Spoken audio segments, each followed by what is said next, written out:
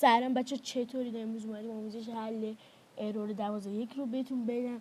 من خودم این مشکل ارور رو داشتم، ولی با یه کار ساده، با 2 تا کار البته میتونیم راحت اینو حلش کنیم.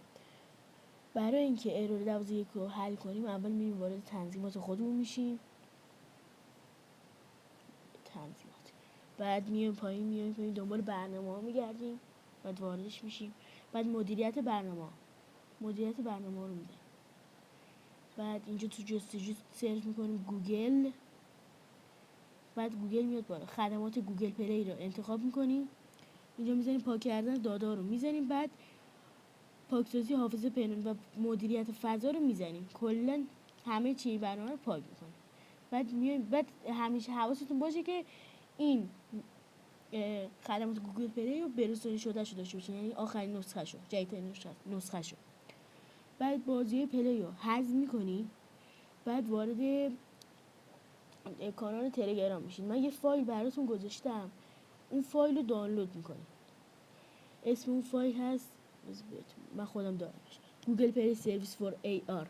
اینو دانلود میکنید که براتون میذارم توی کانال تلگرام. میتونید از توی لینک کانال تلگرام توی دیسکریپشن هست، میتونید از اونجا دنبالمون کنید. حتما کانال تلگرام هم عضو شین که براتون کد دی ان اس، کد وایگارد و اینطور چیزا میذارم و فایلایی که برای ویدیو باشه و نیاز بشه اونجا میذارم. بعد اینو دانلود میکنین، بعد میاین حالا میرین گوگل پلی، بازی گوگل پلی رو از توی بازار یا مایکت دانلود میکنین که به نظر بازار بهتره. بعد که دانلود کردید یه فیلتر شکن خوب نیاز داریم، یه فیلتر شکن قوی که من فیلتر شکن جامپ رو بهتون پیشنهاد میکنم که یه فیلتر شکن خیلی خفنه.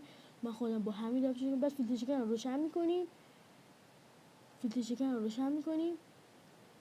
و دوستان اون فایلو که چی میکنیم، اون فایلی دانلود میکنیم، خودش دیگه دانلود شده، خودش میره توی ذخیره دیگه، میزنید دانلود میکنیم دیگه، خودش دانلود شده دیگه، میره همونجا. بعد میرین تو بازی، بعد اون ارور براتون میزنین و تمام راحت وارد بازی میشین. خب دوستان اینم از این آموزش.